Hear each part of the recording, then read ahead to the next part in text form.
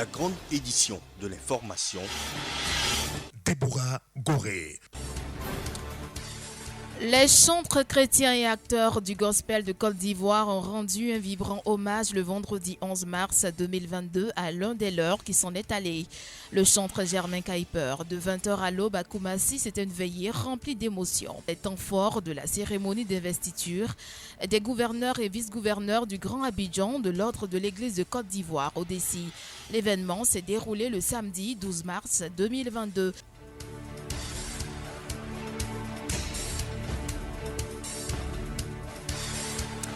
Ils étaient nombreux le vendredi 11 mars 2022 à Koumassi, place Inch'Allah. Les chantres chrétiens et acteurs du gospel de Côte d'Ivoire qui ont rendu des obsèques dignes de son rang à feu Kypré Germain, dit Germain Kuiper. De 20h à l'aube, c'était la veillée chrétienne en présence de plusieurs de ses fans également. Une cérémonie qui a été rehaussée par la présence de nombreuses personnalités religieuses et politiques. Le chantre Germain Kuiper est décédé le vendredi 11 février dernier des suites d'un grave accident de la circulation sur l'axe Abidjan à Coupé alors qu'il se rendait à l'est du pays, à Bengourou, pour prendre part à un programme. Une mort dure à digérer pour ses proches. Kuiper ne faisait pas qu'accompagner les églises. Kuiper accompagnait aussi les associations. Kuiper a vécu une vie dédiée au Seigneur. Il a donné tout pour le Seigneur. Kuiper s'est amusé comme un enfant. Il a chanté pour le Seigneur comme un enfant. Il a rejoint son père aujourd'hui. Plusieurs chantres se sont succédés sur le podium pour des prestations et rendre gloire à Dieu pour toutes choses.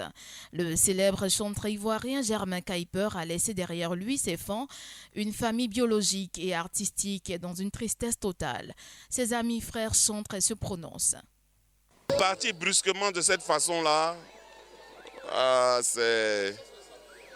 ça fait quelque chose. Je veux pas trop m'étendre là-dessus, mais nous croyons que tout ce que Dieu fait est bon. Tout ce que Dieu fait est bon. Nous voulons lui rendre toute la gloire. Et puis, prier qu'il nous soutienne, qu'il soutienne surtout son épouse et ses enfants et toute sa famille.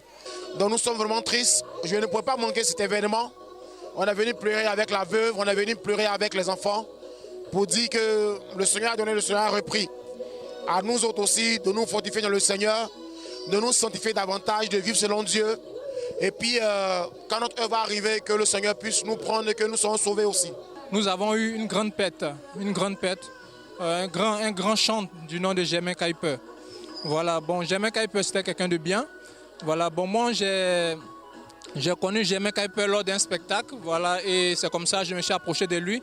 Et on a commencé à échanger, Et ce jour même, il m'a dit, ah, mon petit, en tout cas, tu t'habilles très bien, et il faut qu'on fasse cela pour le Seigneur. Parce qu'avec le Seigneur, il faut qu'on soit bien. Nous l'aimons, nous continuerons de penser à lui. Et ses œuvres resteront comme une bénédiction pour tout le corps de Christ. Papa Kuiper, c'était un homme bien. C'était un homme qui était plein d'amour, qui savait partager et qui savait surtout donner de la joie. Germain Kuiper, c'était une personne qui aimait la vie. C'est quelqu'un qui était vrai dans ce qu'il faisait. Et il m'a dit, Mary, comme tu vas faire ton concert, on va caler pour moi après. Et à la veille, on va dire, où on devait aller dans les églises pour annoncer le concert, c'est là que j'ai appris son décès. Ça m'a fait mal, mais après, je me suis dit que c'est quelqu'un qui avait déjà déclaré que s'il mourait, il partait directement vers son Père. Et je suis confiante, je suis très heureuse du fait qu'il ait connu Jésus. Germain Kuiper, Germain et son épouse, il y a aussi les parents était l'artiste que j'ai apprécié. Il a apporté beaucoup à l'église. Il a transposé les pas de la danse traditionnelle BT dans l'église. Il n'y a pas une seule chanson, il n'y a pas un seul culte où on ne joue pas la musique de Germain Kuiper. Quand j'ai appris sa mort, j'ai été touché. Je me rappelle qu'une de ces années, nous avions été invités à Bouaké par l'église de Réveil à la place du Carnaval pour une veillée. Et après que je sois passé, Germain Kuiper est venu et il a pris le micro. Il a pris le micro, je ne sais plus, de minuit à 6 heures du matin. Personne n'a eu sommeil.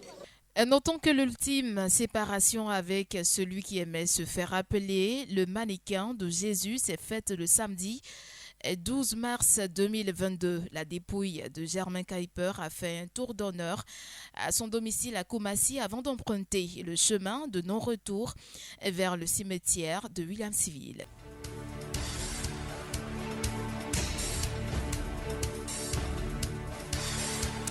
Ce même jour, le samedi 12 mars 2022, la salle de plus de 800 places de la mission pentecôtiste internationale de Yopougon a accueilli la cérémonie d'investiture des gouverneurs et vice-gouverneurs du Grand Abidjan de l'ordre de l'Église de Côte d'Ivoire, ODCI, et 40 gouverneurs du district du Grand Abidjan, régionaux, communaux et leurs adjoints ont eu leur feuille de route des mains du prophète Ablé-Guy François, président de l'ODCI.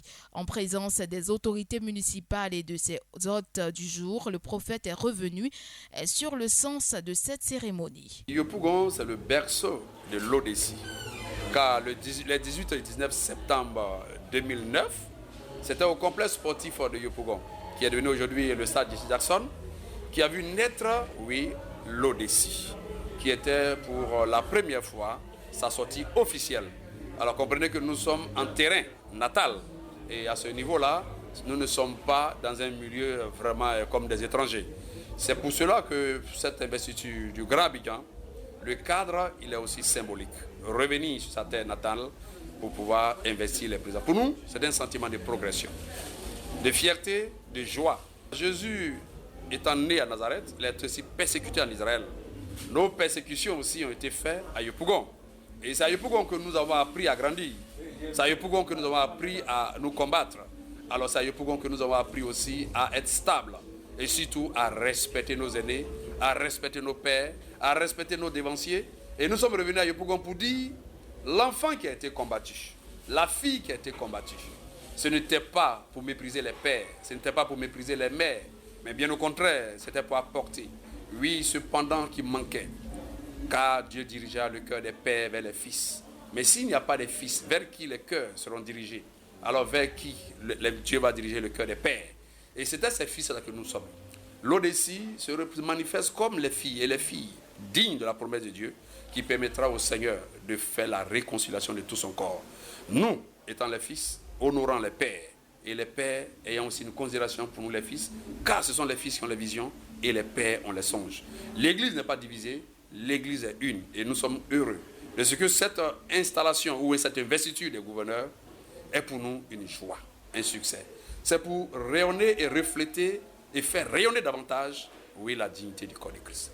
Je vais profiter de votre pupitre pour dire merci à tous les présidents des organes qui se sont déplacés pour rendre, toutes ces lettres de noblesse, la dignité qui confère à ces moments solennels.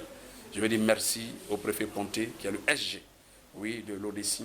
Merci au procureur Adam Sagnon, qui est le président du comité de coordination.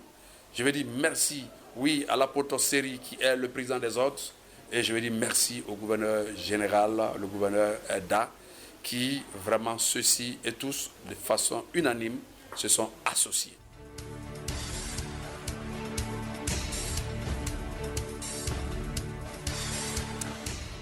Et notons que le ministre d'État chargé des relations avec les institutions de la République de Côte d'Ivoire et maire de Yopougon, Gilbert Koneka-Fana, par ailleurs, parrain de l'événement, a remercié par le biais de son envoyé les hommes de Dieu pour leur implication dans la recherche de la paix et la cohésion sociale en Côte d'Ivoire.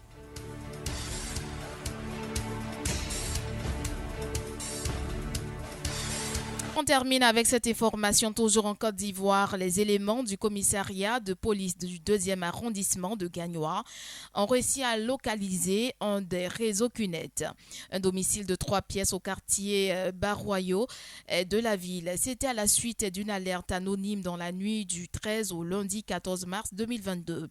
Dans ce domicile, les agents, selon la plateforme Police Secours, à leur arrivée, ont effectivement retrouvé 15 personnes qui étaient retenues détenues. Ces personnes, selon des sources, étaient l'objet de séquestration, d'arnaques à l'emploi et d'escroqueries portant sur de très fortes sommes d'argent par des individus se réclamant du réseau CUNED.